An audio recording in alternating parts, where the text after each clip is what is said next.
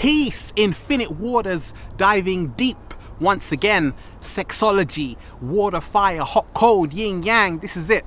Here we are in the secret garden for this episode. Sexual energy is creative energy. Sex education. What did we learn in these schools? What did we learn? What did our parents teach us about sex? I just feel more and more that when we talk of sexuality, it's still that big taboo subject. It's still something which is seen as very dirty, something which just really needs to be not talked about at all. But what I realize is that not talking about sexuality is not going to make people less interested in sex. And for me, when we talk of the yin essence, which is the water essence, the fire essence, which is the male essence, the yang, in essence, we exist within each other. And this primordial force in the universe is this sexual energy. And it's gonna draw people together. Always. So people are always going to be drawn together. So now we have male and female who are going to be interacting. I've come to realize that a lot of the times there's something that goes wrong.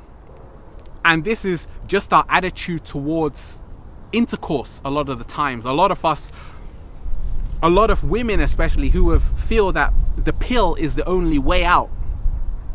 Who feel that the birth control pill is the only way out to really just stop babies from being born, but at the same time connect with their partner. And at the same time, when we dive deeper, coming to realize from my own research that a lot of the times when we talk of the birth control pill, what does it do in essence? The birth control pill stops ovulation in a woman. In essence, it introduces synthetic hormones into the woman's system. So how is this going to affect the woman's womb? How is this going to affect her energy?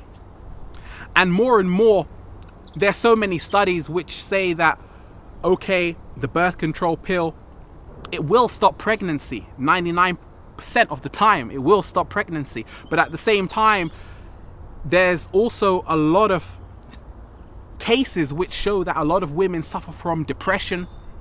A lot of it's linked to cancer, breast cancer, endometriosis, fibroids, because in essence what I've come to realize with sexology, that human beings, especially male and female, when we talk of this relationship we have, whether it's sexual or non-sexual, the attraction between us, a lot of the times we always want a quick fix. And that's essentially what the birth control pill has become, and is sold by pharmaceutical companies who realize that this is the primordial force on the universe. Of course, men and women are always going to have sexual intercourse, but at the same time, do they want to have a child? That's another question, because then there's responsibility. So a lot of the times I feel that as human beings we forgot so much about our ancient times when there was no birth control pill. What happened when there was no all of these things, when there was no condom, all of these things? What happened when men and women lay down together? And a lot of people will say, well, they just had babies each time. But no, when we do the science to it, we realize that there's so many things. When we talk of men, for example,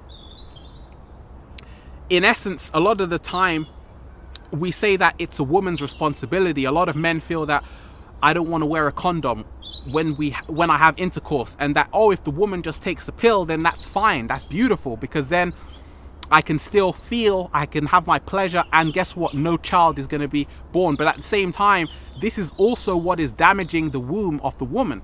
And it's no coincidence that the womb of the planet is connected to the womb of the woman. And look at the state of the planet at the moment. It's in chaos. It's in disarray. And that is, in essence, the state of the womb of the woman. And it's because the woman has allowed herself to really not do the research and say, okay, why am I taking this birth control pill?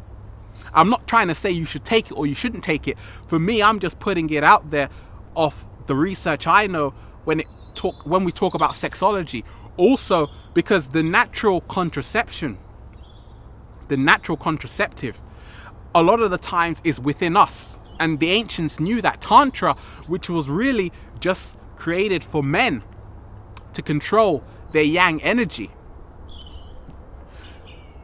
that's all it is. And when we talk of coming or going, a lot of us men, we should really be able to control our seed, to control the ejaculation. But obviously we're not. To do that, we need to actually be taught from childhood to say, okay, the PC muscle, which is responsible for releasing semen, do you know that we can actually control that by strengthening the PC muscle? If men strengthen their PC muscle, they can actually choose when to ejaculate and when not to ejaculate. And ancient sages have always known this. And when men actually connect to the science of it, then really and truly there will be no unwanted babies on the planet, because it's not about just leaving the responsibility to a woman. Because in essence, a lot of the time in sexology, we talk about coming. You see, words are very misleading, because when we talk of the word coming, we think that, okay, everything is coming, but really it should be called going, because the nutrients are leaving the male's body. That is the sacrifice. The semen is the essence, and it goes into the earth. It's the rain which fertilizes the soil. So the more and more in sexology, they say that what can reduce a roaring lion to a dead dog in a matter of minutes? And that's the science of it. All of these biochemical processes within the body. But a lot of the times I feel that when we talk of birth control, we really have to really begin to study the science within us and realize that really and truly no pill or drug can't really save you without having adverse consequences. And that's what's happened. A lot of us, we're so into this quick fix mentality on this planet. But really and truly, I feel that it's all about the communication between partners.